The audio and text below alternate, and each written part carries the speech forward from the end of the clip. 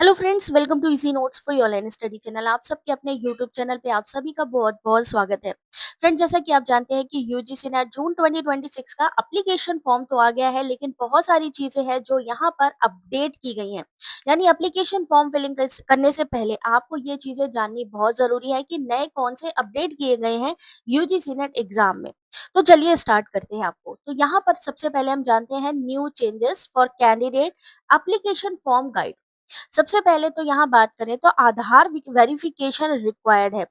आधार verification आपको UIDAI जो आधार का ऑफिशियल साइट है वहां पर जाकर अपना वेरिफिकेशन करना है और यहाँ पर भी एक वेरिफिकेशन करना है। दूसरा सिंगल साइन ऑन, यानी सिंगल साइन ऑन वाया मेरी पहचान। एक बार ही आपको लॉगिन करना है। किसके थ्रू करेंगे? डिजी लॉकर के थ्रू करेंगे। यानी अब आपको डिजी लॉकर अकाउंट होना आपके लिए जरूरी है, जहां पर आपके क्रेडेंशियल होंगे और उसी के थ्रू ही आपका सिंप्लीफाइड लॉगिन होगा। यानी एक बार में ही आपका जो है लॉगिन वहां पे कंप्लीट हो जाएगा। तीसरा अपडेट नया आ चुका है, वो है लाइव फोटोग्राफ कैप्चर। यानी अब आप अपने एप्लीकेशन फॉर्म में डायरेक्टली या तो स्कैन फोटोग्राफ जैसे पहले अपलोड करते थे, या फिर डायरेक्टली लाइव फोटोग्राफ आप डाल सकते हैं वेब कैम या मोबाइल के थ्रू। दो नए सब्जेक्ट भी इंक्लूड किए गए हैं, स्टैटिस्टिक जिसका कोड है 102 और फॉरेस्ट्रिक जिसका कोड है 103। यानी अगर आप इससे रिलेट करते हैं, कॉमर्स है, इकोनॉमिक्स है, तो स्टैटिक सब्जेक्ट भी ले सकते हैं। इन्वायरमेंटल साइंस है, फॉरेस्ट्री ले सकते हैं। तो पीएचडी एडमिशन की एलिजिबिलिटी यहाँ पर जो है यहाँ पर हुई है कि जेआरएफ असिस्टेंट प्रोफेसर ओनली और पीएचडी, ये तीन कैटेगरीज तो दी गई हैं। लेकिन इन तीन कैटेगरीज में एक चीज आपको ध्यान रखना है कि आपको डिसाइड करना है कि आपको तीनों कैटेगरीज लेनी है या एक लेनी है। यानी पहले क्या होता था कि अगर आप जेआरएफ को सिलेक्ट करते थे तो ऑटोमेटिकली असिस्टेंट प्रोफेसर और पीएचडी को भी ऑटोमेटिकली टिक हो जाता था, लेकिन अब ऐसा नहीं है। अब आपको यहाँ पर टिक करना होगा कि आपको जेआरएफ चाहिए या असिस्टेंट प्रोफेसर चाहिए या सिर्फ असिस्टेंट प्रोफेसर चाहिए या फिर सिर्फ पीएचडी ओनली। तो ये जो यहाँ पर कैटेगरी की वैलिडिटी है, उसका जो फॉर्मेट है वो यहाँ पर चेंज हो चुका है। एप्लीकेशन फॉर्म स्टार्ट हो चुके हैं। करेक्शन विंडो 22 से 24 मई के बीच में। वहीं एग्जाम सिटी 10 जून के आसपास जारी होगी। 15 जून के आसपास एडमिट कार्ड। और सब्जेक्ट वाइज एग्जाम डेट की बात करें तो ये मई के लास्ट में आएगी और एग्जाम जो होगा 22 से 30 के बीच में होगा। थोड़ा सा यहाँ पर स्क्रीन पे दिखा देते हैं एप्लीकेशन फॉर्म का फॉर्मेट। तो जब आप सबसे पहले क्या करेंगे, आप सबसे पहले आप अपना जो है न्यू यूजर है, तो न्यू यूजर आपको पहले रजिस्ट्रेशन कराना होगा एप्लीकेशन नंबर लेने के लिए। तो नया आपको बनाना पड़ेगा थ्रू डिजी लॉकर। अगर डिजी लॉकर अकाउंट नहीं है तो आप साइन अप कर सकते हैं। डिजी लॉकर के लिए आप अपना मोबाइल नंबर, आपका यूजर नेम या आधार आईडी के थ्रू भी आप यहाँ पर साइन इन कर सकते हैं डिजी लॉकर, अगर आपने पहले अकाउंट बनाया हुआ है। अगर नहीं बनाया है तो साइन अप कर लीजिएगा, क्योंकि इस बार डिजी लॉकर से लॉगिन करना जरूरी है। पहले आपको न्यू यूजर पे टिक करना है। जब आपका एप्लीकेशन फॉर्म बन जाएगा, जब आपका एप्लीकेशन नंबर आपके मोबाइल नंबर और आपकी मेल आईडी पर आ जाएगा, देन आपको फिर से फॉर्म फिलिंग करना है एग्जिस्टिंग जो है लॉगिन यूजर के तौर पे। तो पहले यहाँ पर देख लीजिए, जब आप नया फॉर्म फिल करेंगे तो न्यू यूजर में आपको ये करना है, डिजी लॉकर के डॉक्यूमेंट्स में करने हैं आपको।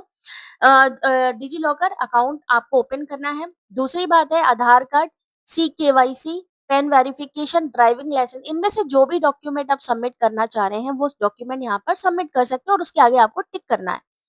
प्रोफाइल इंफॉर्मेशन आपको देनी है। कंसेंट वैलिडिटी, अब यहाँ पर 30 दिन का कंसेंट वैलिडिटी है, जिस दिन से आप फॉर्म को अप्लाई करते हैं वो करना है। एडिट करना चाहें तो एडिट भी कर सकते हैं।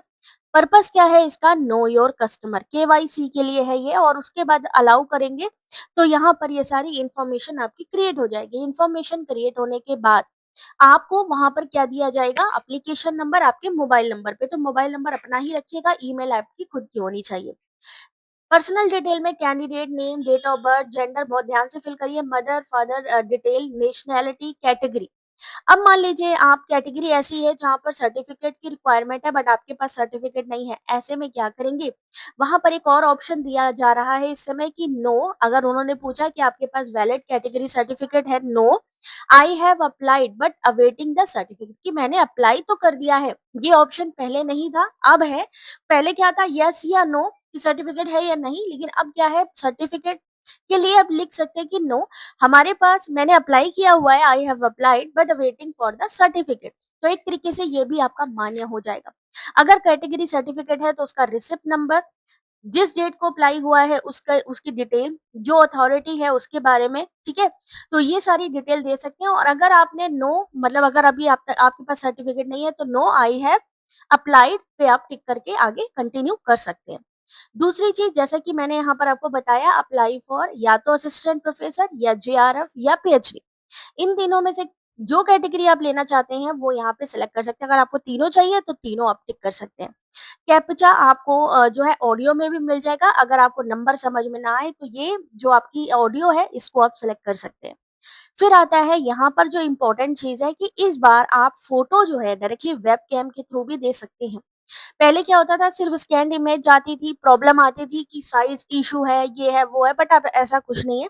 अब डायरेक्टली आप अपने मोबाइल के थ्रू या फिर वेबकैम के थ्रू लाइव कैप्चर कर सकते हैं अपनी फ़ोटो को। सिग्नेचर आपको स्कैन जाना है, अगर आप लाइव कैप्चर नहीं कराना चाहते तो स्कैन्ड इमेज को अपलोड कर सकते हैं पुराने मेथड से ही, लेकिन अगर आप चाहते हो कि नहीं मुझे स्कैन इमेज नहीं डालनी है, डायरेक्टली वेबकैम के थ्रू हम यूज़ करना चाहते हैं या मोबाइल के थ्रू तो वो भी आप कर सकते हैं। सेम चीज़ें हैं, आपको इन सब चीज़ों का ध्यान रखना है। अगर आपके पास क्योंकि अब इस समय स्टूडेंट आईडी बन चुकी है अपार आईडी, तो अगर आपके पास अपार आईडी भी है, तो उसका भी ये लोग डिटेल पूछ सकते हैं यहाँ पर यूजीसी नेट एप्लीकेशन फॉर्म में। तो ये कई चीज़ें हैं जो इस बारी आपको चेंज दिख रही हैं। डिजी लॉकर अकाउंट होना कंपल्सरी है, आधार वेरिफिकेशन होना कंपल्सरी है। याद रखिएगा आपका जो वेरिफिकेशन का यहाँ पर जो भी जिससे भी आप वेरीफाई करेंगे उसकी डिटेल में आपकी फ़ोटो ज़रूर लगी होनी चाहिए। जैसे आधार है उसमें आपकी फ़ोटो होनी चाहिए वैलिड आईडी प्रूफ में और वही आप एग्ज़ामिनेशन सेंटर पर भी लेके जाएँगे। जो भी फ़ोटो आप अपलोड करें या आप वेबकैम से ले कोशिश करें कि वही फ़ोटो अपने पास रखें क्योंकि एडमिट कार्ड में भी 2 से 3 फ़ोटो आगे भी जाएँगी एडमिट कार्ड के लिए, आगे वहाँ पर जब वेरिफिकेशन होगा वहाँ पर भी जाएँगी। तो फ़ोटो सेम अपने पास रखना बिल्कुल ना भूलें। बाकी कोई अगर आपकी क्वेरी हो एग्ज़ाम से रिलेटेड तो कमेंट करके पूछ सकते हैं। Thanks for watching.